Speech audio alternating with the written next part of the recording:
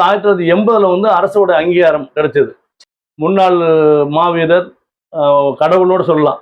இங்க தற்காப்பு அரசியல் நான் பேசவில்லை, தற்காப்பு கலைக்கு கடவுள்னு சொல்லலாம்.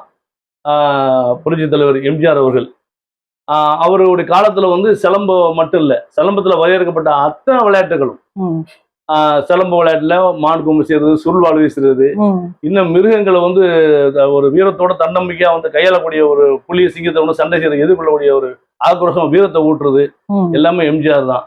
இப்ப அது மாதிரி அதாவது வெளிநாட்டுல எப்படி ஒரு மேல்நாட்டுல வந்து புருஸ்லியோ, அது மாதிரி நம்ம எம்ஜிஆர் அவர்களும் 2 பேரும் நம்ம கடவுளை நினைச்சு, எம்எல் தற்காப்பு கலைஞர்கள் அவங்களுக்கு கடவுளை நினைச்சு பார்ப்பாங்க.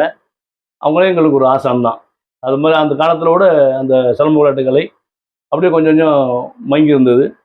அப்புறம் கமல்ஹாசன் நடிச்ச தேவர் மகன் படத்துல அந்த சாந்து போட்டு சந்தனம் போட்டு அப்படிங்கிற பாடு மூலமா கொஞ்சம் கொஞ்சம் விழிப்புணர்வு கிடைச்சது.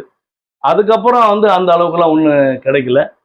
அப்புறம் 7ஆம் அறிவு படம், 7ஆம் அறிவு படத்திலோட நம்ம ஒரு சரியான ஒரு அங்கீகாரத்தை கொடுத்தாரு மரியாதைக்குரிய முருகதாஸ் அவர்கள். அதுக்கு அவருக்கு நான் வந்து தேங்க்ஸ் சொல்லணும். நம்முடைய மரபான விளையாட்டு மூலியமா தான் உலகளவுல தற்காப்பு கலையும் மருத்துவமும் உலகளவுல பேசப்பட்டது அப்படின்னு அடையாளப்படுத்தினாரு. அதுல கூட நான் வந்து சூர்யாவுக்கு வந்து இந்த மல்யுத்தம் சிலம்பங்கள்லாம் வந்து சொல்லக்கூடிய வாய்ப்பு கிடைச்சது. அந்த படத்தோட நான் வந்து சொல்லிக் பயிற்சியாளரா வந்து நான் போகக்கூடிய வாய்ப்பு கிடைச்சது. அதுக்கு அந்த டைரக்டர் முருகதாஸ் அவர்கள் நன்றி. வெளிப்படுத்துறாங்க நம்மளுடைய அடையாளத்தை சில பேர் வெளிப்படுத்துறாங்க. நம்ம தான் நம்ம மண்ணை சார்ந்த மரபு வான விளையாட்டு உலகளவில் வந்து அடையாளப்பட்டிருக்கு. தற்காப்புலையும் சரி மருத்துவம் சரி அப்படின்னு நம்மளுடைய தமிழர்கள் பாரம்பரிய விளையாட்டு வந்து உலகளவில் அடையாளப்பட்டிருக்கு.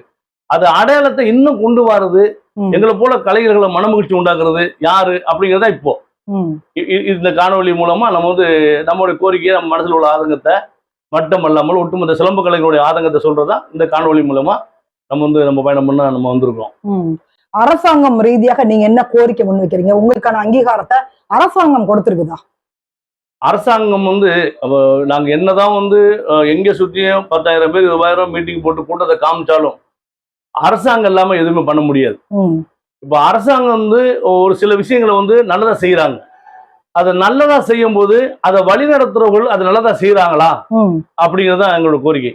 அதாவது ஒரு வேலைக்காரர்களை வந்து ஒரு ஆட்கள் நியமிக்கிறாங்கன்னா அந்த வேலை சரியா பாக்குறாங்களா அப்படிங்கிறது மேஸ்திரியோட வேலை. அரசாங்க தலைமை அரசாங்கம் வந்து ஒரு சாதாரண விஷயம் சொல்லக்கூடிய காலகட்டங்கள் அதை அரசாங்கம் அன்போடு ஏத்துக்கணும், மரியாதை ஏத்துக்கணும். யாரையும் குறை சொல்ல விரும்பல. எங்களுடைய நியாயத்தை நாங்க வந்து வெளிக்காட்டுறோம். இப்ப எங்களுக்கு காப்பாளர் யாரு? எங்களுக்கு காவலர்கள் அரசாங்கம் தான், அரசு தான். அந்த அரசாங்கத்துக்கு ஒரு கோரிக்கை,